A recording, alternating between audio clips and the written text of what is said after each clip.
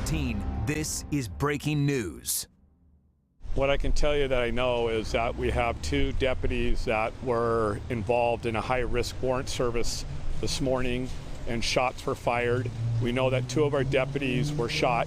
One of them is in serious condition, is in surgery, and we're told that he is going to have a recovery, but he'll be here for some time, recovering from his wound. Unfortunately, our other deputy is in grave condition, and we're told that we need to prepare for the worst. We are tracking breaking news right now. 2 Pierce County SWAT deputies shot, and the suspect is dead. Sirens wailing in Spanaway earlier this afternoon, carrying those deputies to the hospital. That's Pierce County Sheriff Ed Troyer now saying one of the deputies is in grave condition. And what we have learned just moments ago is that the suspect they were trying to arrest was wanted for assault with a firearm. And according to Sheriff Troyer, this was a third strike suspect. Some of you may be familiar with that lingo. Third strike meaning you go to prison for life. Very rare in our state for somebody to have that many felony convictions. It takes serious felony convictions for it to even get to that point. So that tells you the level of danger that they believe this suspect posed, which is why they had the SWAT team doing what they call a high-risk arrest. Sheriff Troyer saying that suspect got out of the car, opened fire, hitting the 2 SWAT team members. SWAT team members fired back, killing that suspect. We do not have the suspect's name at this time, but we are learning more about these 2 hero deputies who leave young children now wondering, one, if their dad is going to be alive, and the other worrying that the dad is going to recover. So thanks for joining us here for the News at 4. I'm David Rose. And I'm Jamie Tompkins. Just after noon today, 2 Pierce County SWAT deputies were shot in Spanaway near State Route 7 at 190th Street. Now, we have team coverage tonight. Steve Kiggins is at St. Joe's Hospital, where the deputies are currently being treated. First, let's start with Hannah Kim, though, and Hannah was first on the scene there. Hannah, tell us what you're seeing and how has the situation developed over the last 4 hours? Yeah, it's been such a chaotic day, David and Jamie. Right now, we are outside the Rainier Villa Mobile Home Park in Spanaway. This is just at the Spanaway-Tacoma line. The 2 deputies who were shot during the SWAT operation came here around 8:30 this morning. You can see crime scene tape, and investigators have been here all day. You can feel and see the emotions out there. This violent scene impacting 2 of their own in law enforcement, of course, so deputies and officers across Pierce County, in fact, across the state, shaken up by what has happened. When the shooting first happened, we personally witnessed 20 or so police cruisers this morning speeding by us. They were all heading this direction to get to the deputies who were shot. Then minutes later, we saw 1 ambulance escorted by several officers. Then a short time later, another ambulance rushing to the hospital. So what we were witnessing, of course, was those first responders rushing those 2 deputies to an area hospital. As for the suspect in this case, again, we don't have a name, but we do know he's a 40-year-old man who was shot and killed here at the scene. We were just told that the Puget Sound Gang Task Force was the initial agency that needed help to arrest the 40-year-old. So the Puget Sound Gang Task Force requested the assistance of the Pierce County Sheriff's Office. Again, as you mentioned, David, this 40-year-old was wanted for a previous assault case. But this morning, when deputies got here, they were shot somewhere outside the mobile home park. More sirens consistently for about the past 45 minutes. I hear one of them was down and needing immediate attention. It's sad knowing that they put their lives out there every day, sacrifice, and there's only so much they can do. Law enforcement is a family. We work closely together. All the agencies within Pierce County work closely together. Our thoughts go out to our brothers and sisters with the Pierce County Sheriff's Department.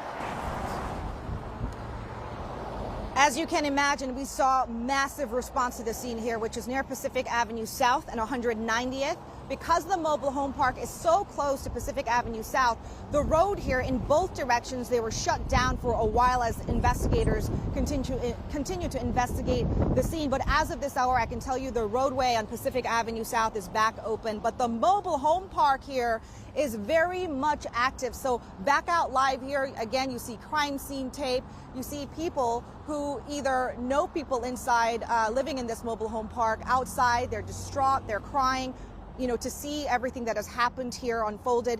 So the Tacoma Police Department is helping to disseminate information in this case.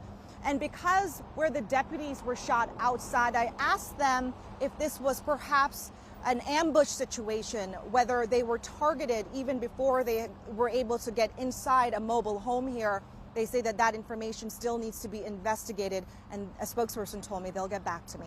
For now, we're live in Spanaway. Hannah Kim, Fox 13 News. All right, Hannah Kim reporting live from the scene of the shooting. Now we head to St. Joe's Hospital. That's where those deputies were taken for treatment. Fox 13 News reporter Steve Kiggins is there live from the hospital. He just spoke with Pierce County Sheriff's officials about the condition of the two deputies. Steve? Yeah, David, the mood and the scene here is quite serious. We just heard from Pierce County Sheriff Ed Troyer, who was pleading for the public for their prayers for their two officers, one of which is here in surgery, as we understand, as we speak right now. That officer is a 45-year-old man.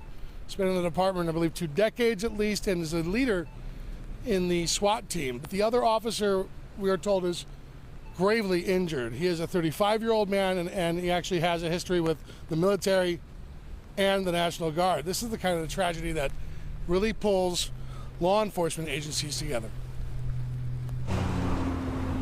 This is a time when officers lean on each other. Yeah, we have tons of support from not just the staff at the hospital here, but a lot of our deputies are here. Other agencies are showing up for support. The county executive is here, as well as all of our command staff. So, you know, it's really sad. It's really scary for all of us. Officers from departments and agencies far and wide across Puget Sound, those working behind the badge, are all here at St. Joe's, sharing their strength and resolve for one another when one of their own is injured in the line of duty. Sergeant Darren Moss, yes, the Sheriff's Department's public-facing information officer, having to provide updates for colleagues he knows well. Like I said, we're asking for prayers. Just pray for our deputies. Yeah, that's it. We're all really concerned for both of them, so any support that you can show our deputies or the community, we'd appreciate it. Both of these guys, I know them very well, and we all know the risk. We hate these days. We've had a lot of these days for the Pierce County Sheriff's Department, but we know that there's always a huge support from our community and from our neighboring agencies, and we're seeing that again today. But again, we just ask everybody to just keep us in your prayers, keep our deputies in your prayers. So again, just a few moments ago, Sheriff Ed Troyer joined us all. He shared the latest information he could share at the time. And just to recap, the sheriff's deputy that is currently in surgery right now, he's a 45-year-old veteran of the force and expected to survive his injuries. However, the other sheriff's deputy that was also injured is 35 years old. He is in grave condition. Sheriff Ed Troyer warned that they are preparing for the worst, but they're not resigned that that's the future for sure. They're hoping folks will help pray for their deputy. For now, that's the latest in Tacoma. Steve Kiggins, Fox 13 News. Steve, thank you so much. I spoke with Sheriff Troyer a little while ago before we came on the air, and we put all the information on our website here, fox13seattle.com, and I asked him about a timeline for when we might be able to share the deputies' identities with you. I've heard from a number of people in Pierce County very concerned that it's somebody they know or somebody that patrolled in their neighborhood. Sheriff Troyer says they are talking with the families of the deputies to get their permission to share that information. We do expect to have that at some point this evening once you're able to connect with them. And obviously the families are dealing in one situation with a guy fighting for his life, and they just want to make sure that they're doing the right thing before they pass along that information. But at some point we will have that. On the other side of this, we're also working on the suspect's identity, find out exactly what was going on with that person, get the warrant, get that information. We know you have a lot of questions. We're going to continue to follow that here throughout the evening and on our website, fox13seattle.com.